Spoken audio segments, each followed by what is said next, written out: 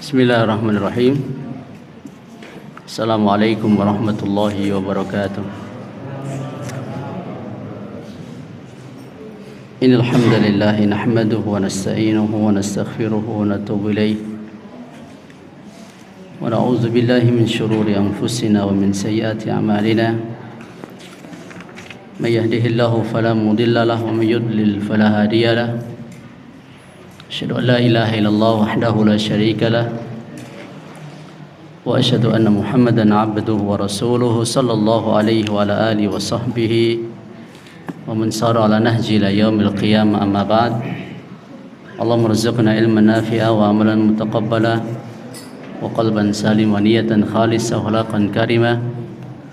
Bapak Ibu yang semoga dirahmati Allah Subhanahu wa taala, alhamdulillah pada malam hari ini sebenarnya bukan jadwal saya, tapi karena kami diminta untuk menyampaikan materi dan biasanya adalah tafsir. Tadinya saya juga bingung mau menyampaikan tafsir apa. Kayaknya semua sudah disampaikan ya? Belum? Masih banyak yang belum. Mau juz amma atau apa, tapi akhirnya jatuh pada surah Kahfi. Ya, surah Al-Kahfi mungkin nanti 5 ayat saja. Surah Al-Kahfi ayat pertama sampai ayat kelima, di mana tema dari ayat 1 sampai 5 adalah unzilal Qur'an basyiran wa nadhiran. Kita sampaikan temanya terlebih dahulu.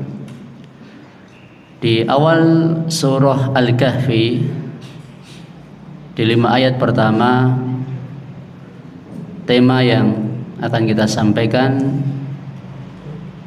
diturunkan Al-Quran. Jadi Allah menurunkan Al-Quran kepada Nabi sallallahu alaihi wasallam itu sebagai basyiran, pemberi kabar gembira, wa nadhiran, dan sekaligus peringatan. Biasanya baca Quran bareng-bareng atau sendiri ya? Hah? Sendiri? Oh, ditirukan. Oh, nggih. Tambah lama nggih. Mboten napa-napa. Ya monggo insyaallah kata sing hafal to. A'udzu billahi minasy syaithanir rajim. Monggo.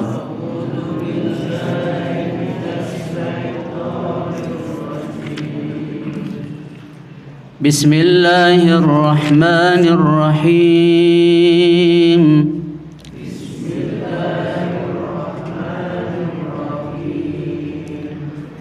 الحمد لله الذي أنزل على عبده الكتاب ولم يجعل له عوجا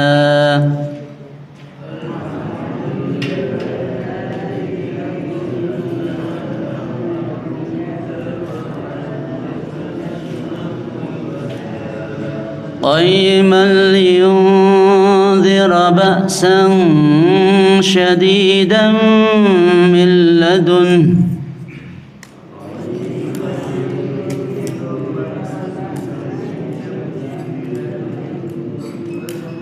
ويبشر المؤمنين الذين يعملون الصالحات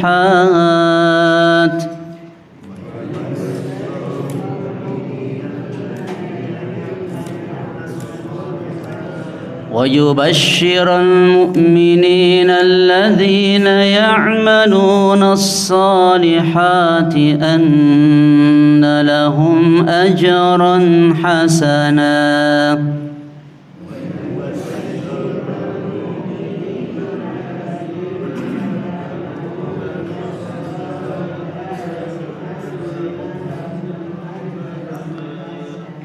ماكثين فيه أبدا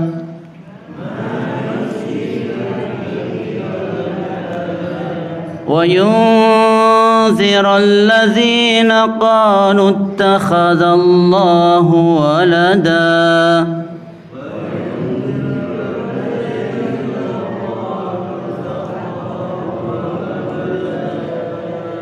ما لهم به من علم ولا لآبائهم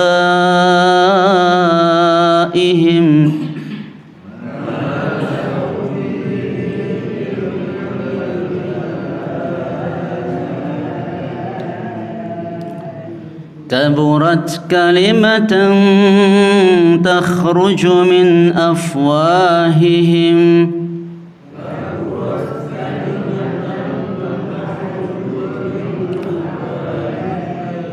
إن يقولون إلا كذبا.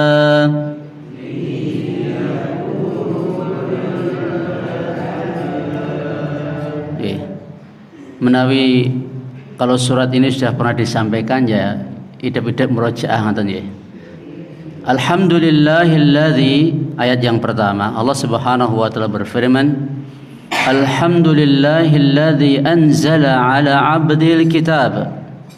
Segala puji bagi Allah yang telah menurunkan kepada hambanya Alkitab, yakni Al-Quran. Walam yaj'al lahu 'iwaja, dan dia tidak mengadakan kebengkokan di dalamnya. Al-Quran itu lurus, tidak ada kebengkokan di dalamnya. Qayyiman liyundhira ba'san syadidan min ladun. Al-Quran itu sebagai bimbingan yang lurus. Untuk apa?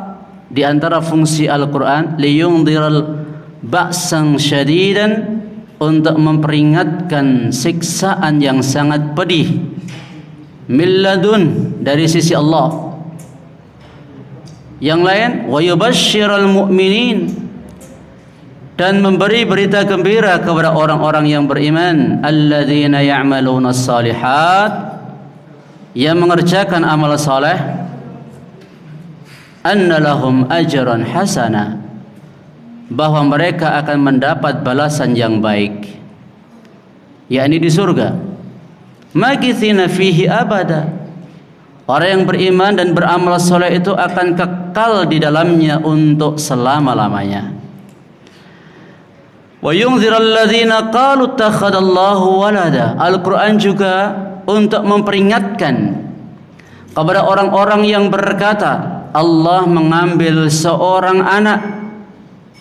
Ma lahum bihi min ilm, mereka sekali-kali tidak punya pengetahuan tentang hal itu. Menuduh Allah punya anak, mereka enggak punya ilmu tentang itu. Wala liabaihim, begitu pula nenek moyang mereka. Kalau mereka taklid kepada nenek moyang mereka mengatakan Allah punya anak, bapak moyang mereka pun, nenek moyang mereka juga tidak punya ilmunya. Bahkan Allah tegaskan lagi, kaburat kalimatan takhruju min afwahihim, alangkah buruknya kata-kata yang keluar dari mulut mereka. Iyaquluna illa kadhiba, mereka tidak mengatakan sesuatu kecuali dusta. Bapak Ibu yang semoga dirahmati Allah Subhanahu wa taala, surah Kahfi itu ada sebab turunnya. Ya. Dan ini termasuk surat Makkiyah, yaitu surat yang diturunkan Allah Subhanahu wa taala kepada Nabi sallallahu alaihi wasallam sebelum beliau hijrah ke Madinah. Dulu orang-orang musyrik, mereka ketika tidak punya lagi alasan untuk menolak dakwah Rasulullah sallallahu alaihi wasallam di Makkah, mereka mengutus An-Nadhr ibn al-Harith dan Uqbah ibn Abi Mu'id, diutus dari Mekah ke Madinah Menemui siapa? Menemui ahbarul Yahud, yaitu orang-orang alimnya Yahudi. Lalu oleh orang-orang alim Yahudi, karena mereka ngerti kitab, mereka membaca kitab, mereka ngerti ciri Nabi Rasul seperti ini. Ya. Ketika utusan orang-orang Quraisy menyampaikan hajat, maksud mereka datang kepada orang-orang alim Yahudi tentang problem yang terjadi antara mereka dengan Nabi sallallahu alaihi wasallam, di mana Nabi Muhammad berdakwah semakin lama semakin banyak orang yang mengikuti dakwah beliau, dan itu meresahkan orang-orang kafir Quraisy. Di antara langkah yang ditempuh oleh orang-orang kafir Quraisy untuk membendung dakwah Nabi dan kalau bisa menjatuhkan dakwah Nabi sallallahu alaihi wasallam, yaitu ingin mencari sisik melik, ingin mencari info dari ahlul kitab. Karena ini urusan Nabi, tentunya yang paling paham tentang kenabian itu ahlul kitab. Karena mereka punya kitab, mereka juga punya rasul, pasti mereka tahu. Maka oleh orang-orang Yahudi, terutama ahbar mereka ini, orang-orang alimnya mereka ini, disuruh tanya 3 perkara. Kalau dia bisa menjawab 3 perkara itu, berarti dia nabi, kalian ikuti. Tapi kalau dia tidak bisa menjawab itu, ya dia bukan nabi, dia hanya mengada-ada saja. 3 hal tersebut apa? Tanya kepada dia tentang para pemuda yang tiada lain adalah Ashabul Kahfi. Yang kedua, tanya tentang seorang raja yang mengembara dari timur ke barat, yang tiada lain adalah kisah Dzulqarnain. Terus yang ketiga, tanya tentang ruh. Akhirnya ketika mereka balik ke kota Mekkah, ditanyakan kepada Nabi SAW, dan Nabi siap besok akan berikan jawaban tanpa baca insyaallah. Tapi akhirnya 15 hari berlalu, tidak kunjung datang juga wahyu dari Allah Subhanahu wa taala untuk menjawab pertanyaan-pertanyaan mereka ini. Berhasil setelah berlalu kurang lebih 15 hari, Jibril datang menyampaikan surah Al-Kahfi ini. Ya, surah Al-Kahfi ini. Tapi apakah mereka mau beriman, orang-orang kafir musyrik? Tidak juga. Ya, tidak juga. Memang orang kalau Allah takdirkan kafir itu ya lambok ya seterang matahari di siang bolong. Hujjah argumen yang Allah berikan dan Rasul sampaikan, tidak akan mau beriman. Ya, mereka minta macam-macam, seperti minta bulan terbelah, ya, dan mereka mau beriman. Setelah bulan terbelah nggak mau juga beriman. Intinya banyak kalau kita mau sampaikan hal itu, karena waktu yang mepet, ya. Kita masuk ke ayat 1 di mana Allah Subhanahu wa taala mengawali surah Al-Kahfi ini dengan tahmid, dengan pujian. Alhamdulillah. Segala puji hanya bagi Allah. Alhamdu ini dalam bahasa Arab, ini adalah memuji diiringi cinta dan mengagungkan, ma'al mahabbah wa ta'zim.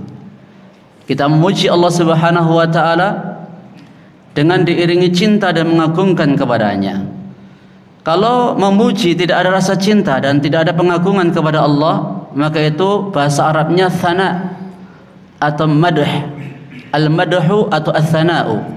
Tapi kalau lafaz alhamdu itu ketika memuji Allah harus ada cinta dan harus ada pengagungan.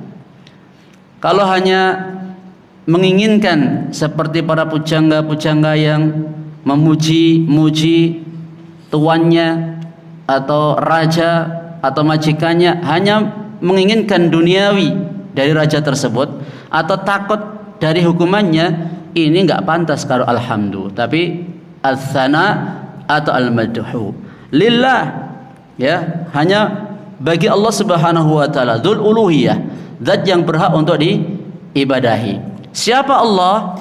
Dalam ayat pertama ini diterangkan allazi anzala ala abdihi. Allah, dia yang telah menurunkan. Namanya turun itu dari atas ke bawah. Ini menunjukkan Allah itu di atas.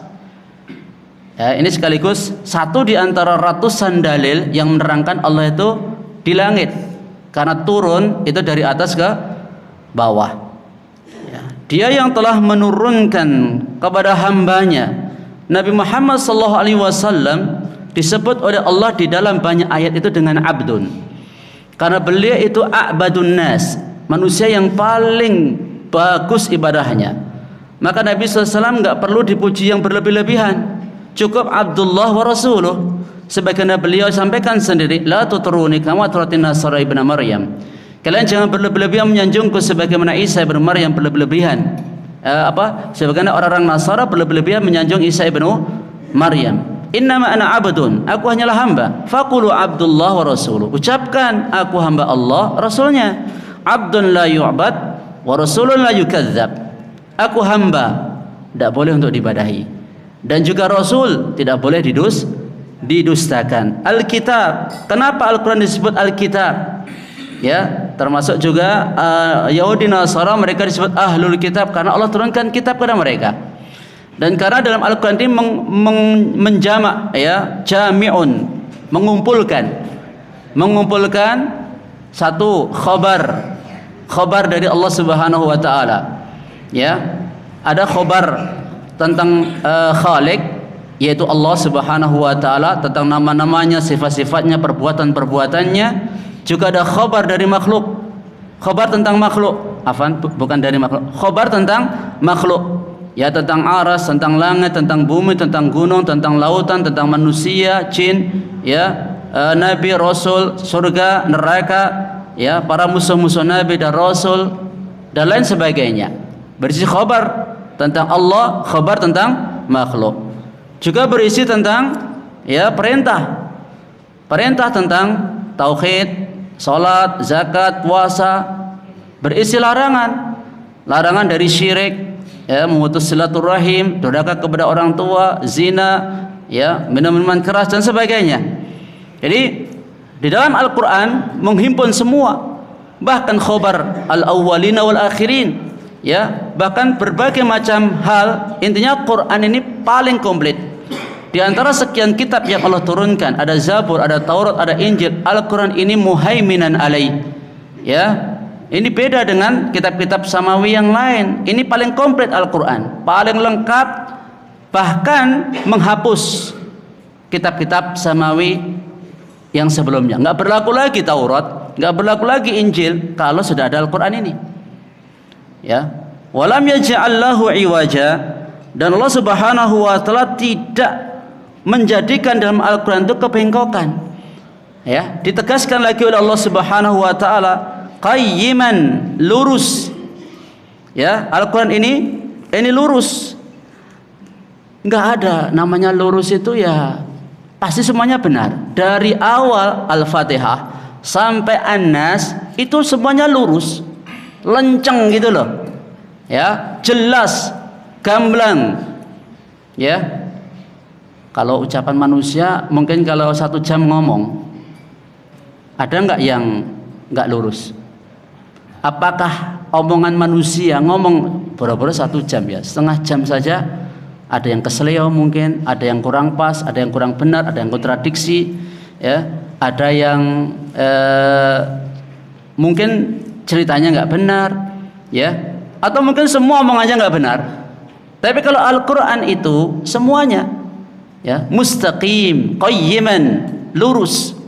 Tidak cuma lurus isinya, tapi meluruskan siapapun yang mau mengambil pelajaran dari Al-Quran. Ya. Jadi kalau Al-Quran ini selain Allah memuji sebagai qayyiman, lurus, juga, ya, meluruskan, memberikan perbaikan kepada siapapun.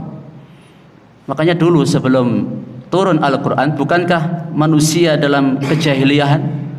Tapi tak lama, 23 tahun Al-Quran diturunkan kepada Nabi Sallallahu Alaihi Wasallam, berubah.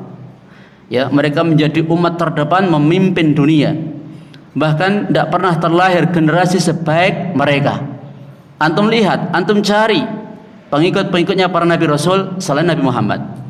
Tidak ada yang sehebat sahabat-sahabat Rasulullah sallallahu alaihi wasallam. Itu bukti yang jelas, yang nyata ketika manusia mau mengambil Al-Qur'an tilawatan wa fahman wa amalan, ya, baik bacanya, jadi mereka dekat dengan Al-Qur'an, seringkali membaca Al-Qur'an, tidak cukup itu memahami makna-maknanya, ya, tidak cukup seperti itu juga mengamalkan isinya. Oh, mereka akan menjadi umat hebat, ya, umat hebat sebagaimana pendahulu-pendahulu mereka.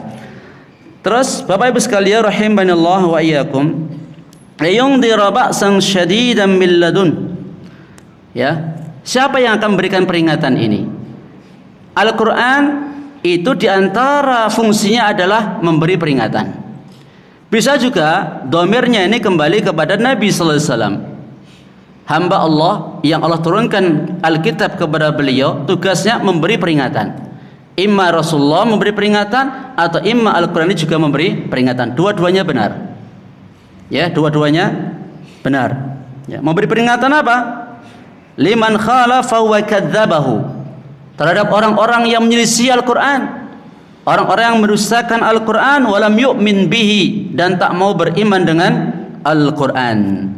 Dikasih peringatan apa? Ba'san syadid, yaitu siksa yang sangat pedih dari sisi Allah Subhanahu wa taala. Nanti di akhir surah Al-Kahfi Allah Subhanahu wa taala terangkan sekelompok orang masuk neraka, sekelompok orang masuk surga. Ya, waradna jahannama lil kafirina, Allah Subhanahu wa taala datangkan neraka kepada orang-orang kafir nanti di hari kiamat, disyarat oleh, ya, memiliki 70.000 tali kendali. Masing-masing tali kendali disyarat oleh 70.000 malaikat. Ada 4.900.000.000 malaikat. Ya, nanti itu di akhir-akhir surah Kahfi. Dan mana banyak bentuk siksa yang Allah Subhanahu wa taala terangkan dalam Al-Qur'an ini, ya. Dan tidak bisa kita sebutkan satu demi satu. Intinya, ya, kalau Allah Subhanahu wa taala mengatakan syadid, ba'san syadid, ya tentu gede, berat, besar. Kita nggak akan mampu untuk menerima azab itu. Kita kena api dunia aja nggak kuat menahan. Bagaimana dengan api neraka yang panas 69 kali lipat panas api dunia? Itu saja sudah terjawab. Ya, siksa di dunia tidak apa-apa, tidak ada apa-apanya. Apa sih siksa di dunia yang paling berat? Apa kira-kira?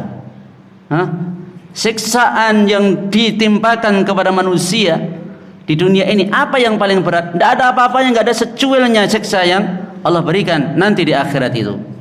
Ya, makanya seberat-beratnya nasib manusia hidup di dunia ini, itu masih beratnya surga bagi mereka dibandingkan, ya, di akhirat nanti, sebagaimana pernyataan Ibnu Hajar Al-Asqalani ketika ditanya oleh seorang Yahudi, dia penjual minyak, Ibnu Hajar sebagai seorang qadhi, seorang hakim, kehidupannya lebih baik daripada si Yahudi. Ya, katanya surga itu, dunia itu penjara orang mukmin, surga orang kafir.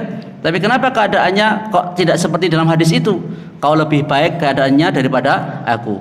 Ya, beliau sampaikan apa yang beliau rasakan itu lebih, nggak ada apa-apanya dibandingkan nikmat yang Allah janjikan untuk beliau nanti kalau, ya, beriman dan mati dalam keadaan beriman, masuk surga. Sedangkan kau sekarang yang kau rasakan dibandingkan ancaman yang Allah akan berikan kepada kamu, kau sekarang jauh lebih nikmat dibandingkan ancaman yang akan, siksa yang akan kau dapatkan jika kau mati dalam kekufuran. Ya, kau lebih nyaman sekarang ini, gitu loh.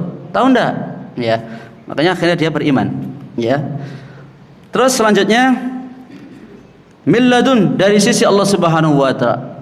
Selain itu apa fungsinya? Wa yubasyshirul mu'minina alladzina ya'maluna shalihat, memberikan kabar gembira kepada orang-orang yang beriman dan beramal saleh.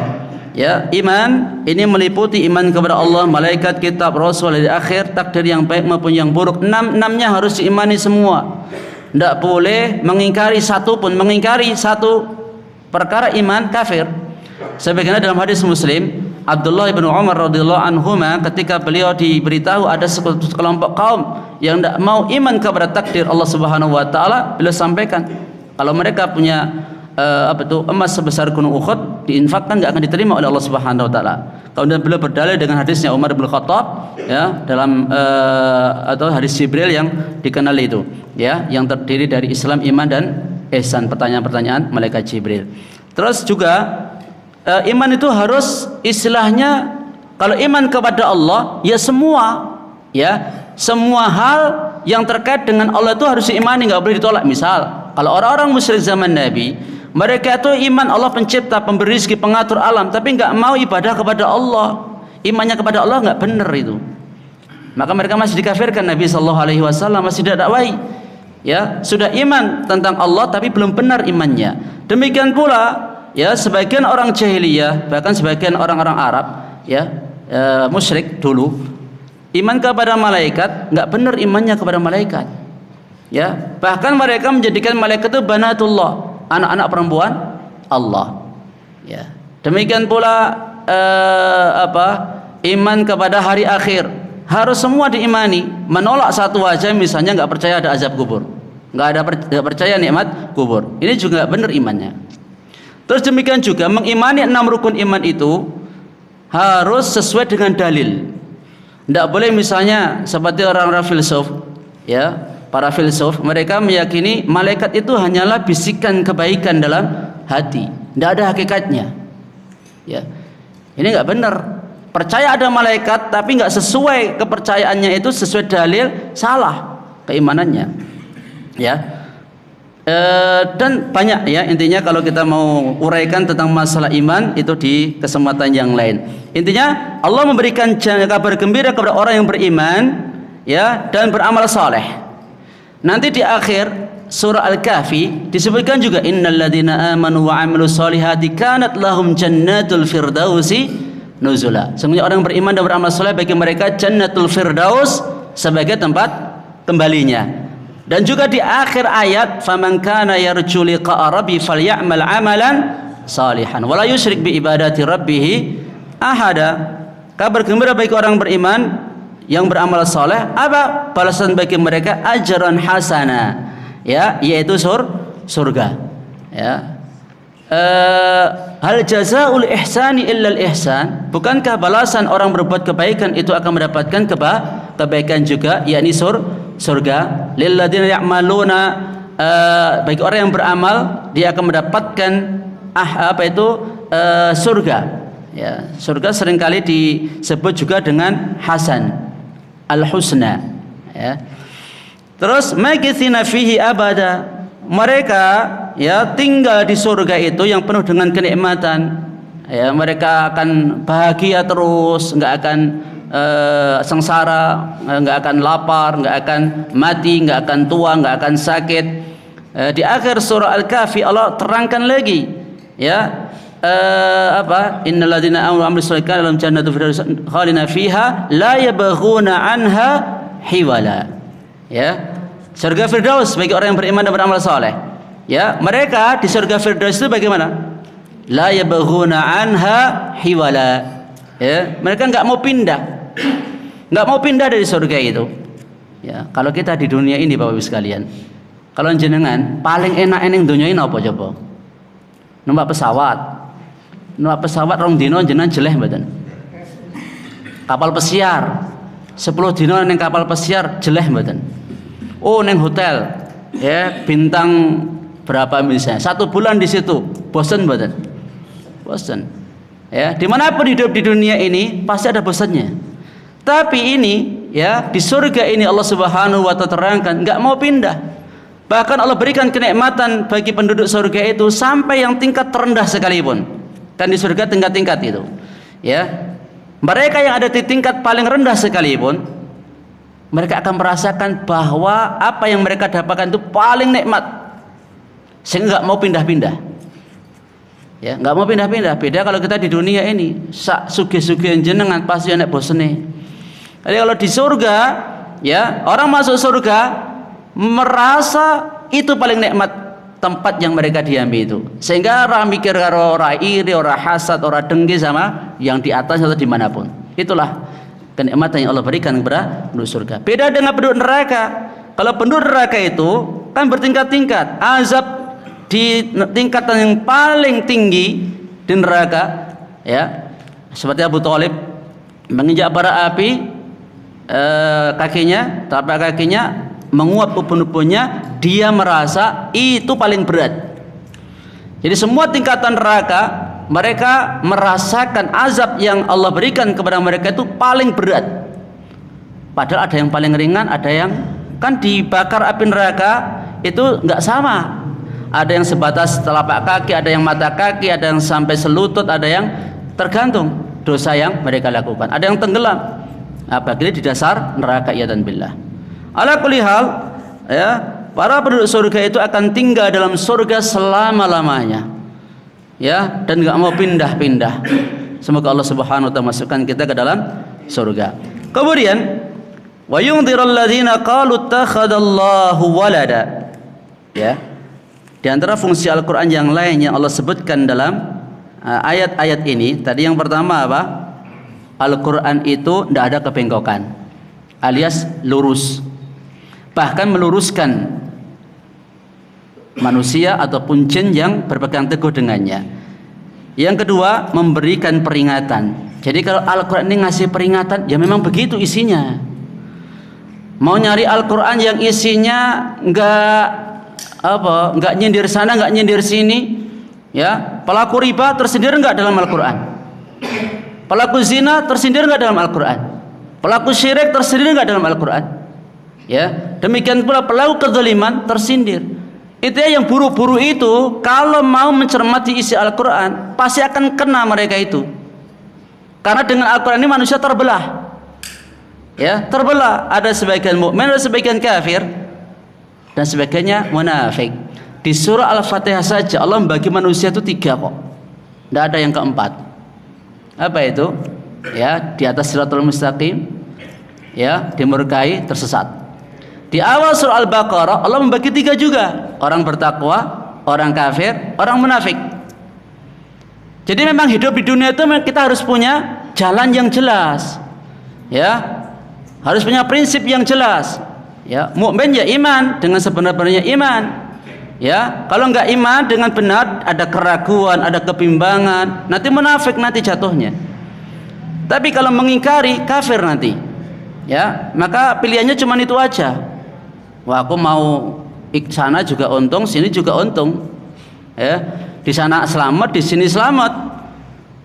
Maunya mencari keuntungan dari sini, dari orang beriman juga dapat keuntungan, dari orang kafir juga dapat keuntungan. Itu namanya munafik. Itu namanya munafik. Jadi Al-Qur'an ini Bapak Ibu sekalian memberi peringatan bagi mereka yang enggak lurus tadi. Yang enggak lurus tentunya yang munafik sama kafir. Yang lurus siapa? Orang beriman beramal soleh, itulah yang lurus. Terus fungsi yang lain memberikan kabar gembira kepada orang beriman dan beramal soleh. Terus fungsi yang lain memberi peringatan. Siapa yang dikasih peringatan? Alladzina qalu ittakhadallahu walada, yaitu memberi peringatan orang-orang yang mengatakan Allah itu punya anak. Apakah ada orang-orang yang mengatakan Allah itu punya anak? Ada. Yahudi mereka mengatakan Uzair ibn Allah, Uzair anaknya Allah. Nasrani mengatakan Isa anaknya Allah. Orang-orang musyrik mereka mengatakan malaikat-malaikat itu anak-anak perempuan Allah. Ya, anak perempuan Allah. Terus selanjutnya, malahum bihi min ilm. Allah Subhanahu wa taala memperingatkan orang-orang yang menyatakan Allah punya anak itu, satu sudah diperingatkan dalam Al-Qur'an.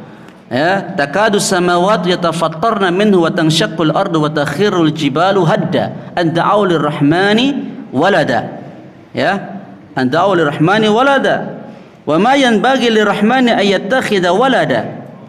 Hampir-hampir langit itu runtuh, ya, dan bumi pun terbelah, gunung-gunung pun hancur ketika mereka mengklaim Allah itu punya anak, ya, dan tidak pantas bagi Allah Subhanahu wa taala untuk menjadikan anak. Allah Subhanahu wa taala bantah, malahum bihi min ilm. Ya, mereka ngomong kayak gitu, satu, enggak punya ilmu mereka itu. Alias apa? Jahil mereka ngomong seperti itu.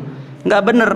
Ya, enggak benar. Yang kedua, Allah Subhanahu wa taala mengancam, ya, mereka ngomong kayak begitu, nenek moyang mereka ngomong seperti itu, tidak punya ilmu mereka. Yang kedua, ya, kaburat kalimatan takhruju min afwahihim. Ya, kaburat ini menunjukkan apa? Kedustaan yang mereka buat-buat itu sangat besar di sisi Allah. Seperti kalimat kabura maqtan indallahi an taqulu ma la taf'alun. Sangat besar kemurkaan Allah kau mengatakan apa yang tak kau perbuat. Ya, ini Allah mengancam. Kalimat yang mereka lontarkan itu adalah ya mengakibatkan kemurkaan Allah Subhanahu wa taala sangat besar kepada mereka. Terus ditambah lagi penekanannya Allah, iyyaquluna illa kadziba. Yang mereka omongkan itu hanyalah dusta belaka. Ya, kalau Allah ngomong dusta, Allah mengatakan bahwa mereka yang mengatakan Allah punya anak itu dusta, ya kita katakan dusta itu tidak benar. Ya, jangan bimbang untuk mengatakan keyakinan mereka, ucapan mereka itu ya benar atau enggak ya. Ya mungkin ada benarnya. Ya itu ragu-ragu nanti. Maka apa yang dikatakan Allah Subhanahu wa taala dalam ayat ini, maka kita imani dengan sebenar-benar keimanan. Ini mungkin yang bisa saya sampaikan. Karena panitia nyampaikan sampai jam 8 saja. Iya, nggih Pak. Sampai jam 8. Karena habis ini cuma masih ada acara. Ngoten. Mudah-mudahan Allah Subhanahu wa taala memberikan kepada kita ilmu yang manfaat, amal yang saleh, dan menjadikan Al-Qur'an ini sebagai penyejuk hati, ya, penyembuh dan juga rahmat bagi kita semuanya, yang pada nantinya sebagai pembela kita, bukan sebagai hujjatun alaina. Subhanakallahumma hamdika asyhadu an la ilaha illa anta astaghfiruka wa atubu ilaik. Assalamualaikum warahmatullahi wabarakatuh.